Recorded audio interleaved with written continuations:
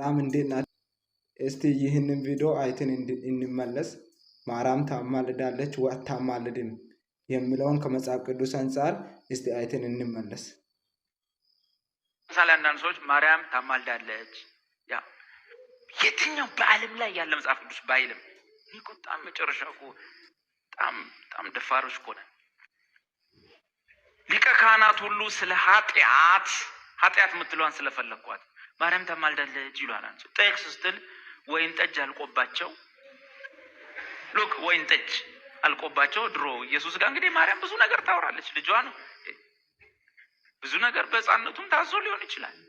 የቤተሰብ ብዙ ወሬ ብዙ ጨዋታ አለ እና ወይን ጠጅ እኮ አልቆባቸዋል ብላለች። አየህ እመቤታችን ታማልዳለች። ምልጃ ስለ ወይን ጠጅ ነው ስለ ኃጢአት ነው?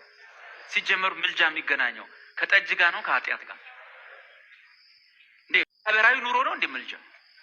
ሰርግ ቤት ስለጎደለና ስለሞላ ነገር ነው እንዴ ምልጃ? ምልጃ እኮ እኔና አንተ ልንወጣው ማንችለው በምንም ልናካከሰው ማንችል በምንም ልንፈውሰው ማንችል በሽታ አለን ኃጢአት የሚባል። ወይን ጠጅ ማስቀየር ነው እንዴ ምልጃ?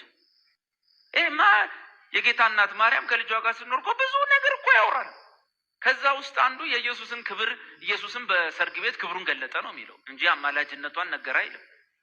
ወይን ጠጁንም ቀየረ ክብሩንም ገለጠ ነው። ምልጃ ምልጃ ወይም መካከለኛነት ወይም የሊቀ ክህነት ስራ ሁልጊዜ የሚገናኘው ከኃጢአት ጋር።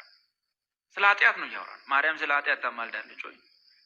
ለዛ ደግሞ የራሳቸው መጽሐፍ ውዳሴ ማርያም ይናገራል። ውዳሴ ማርያም ትርጓሜው እጁ ትንሿ ጁስ ይዞ የሚሮጧት አይደል?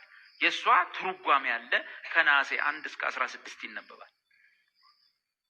ጠዋት መጽሐፉም አለ በየሰንበት ትምህርት ቤት ይኖራል። ቀስ ብለህ የውዳሴ ማርያም ትርጓሜ ያለ ብለህ ቀስ ብለህ መዋሰው አለኝ ልጅ አንብ ሲሉ ከፈት አድርገህ የሰኞም የማክሰኞም ከሮብ በስተቀር የሐሙስ የአርብ የቅዳሜ የእሑድ ማለቂያዋ ላይ ሄደ ሙሉን መቼስ አንብ አልልም፣ ግን መጨረሻው ላይ ሄደ ማንበብ ሁሉም ከሮብ በስተቀር ሁሉም የሚዘጉት ለምኝልን አልፋዋ ቢሆን ለምኝልን ማለት ነው። አይኗ ቢሆን አምሮን ለቦን ሳይብን አሳድርብን ማለት ነው። ልመና ግን እንኳን በሷ በሌሎችም የለባቸው። ድሮ በጸለየችው ጸሎት ታስምረን ይሆናል እንጂ 6 ጊዜ ተጽፏል። ለምኝልን ማለት ነው። ልመናስ እንኳን በሷ በሌሎችም የለባቸው። ያሞገሰ ልመናስ እንኳን በሷ በሌሎችም የለባቸው እና በቀደመው ልመናዋ ታስምረን ይሆናል። አለቀቁ 6 ጊዜ ነው የጻፈው። እኔ እያነበብኩ ሁሉ አይገባኝ። አሁን ራሱ እያወራሁ ያልገባዋል። እውነት ለዴቭ እግዚአብሔር ጸጋውን ያብዛላት። በጣም ነው ያስረዳን ከመጽሐፍ ቅዱስ አንፃር። ማማለድ ማለት ለኃጢአት ማማለድ፣ ሊቀ ካህን ማለት ለኃጢአት የሚያማልድ ነው። ስለዚህ ክርስቶስ ሊቀ ካህናችን ነው።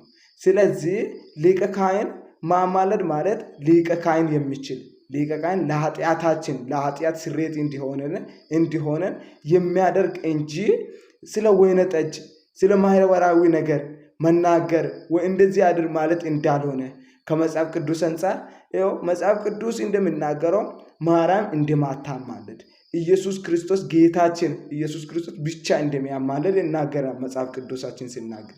ስለዚህ ማማለድ ማለት ለኃጢአት ብቻ ለኃጢአት ማማለድ እንደሆነ ይናገራል።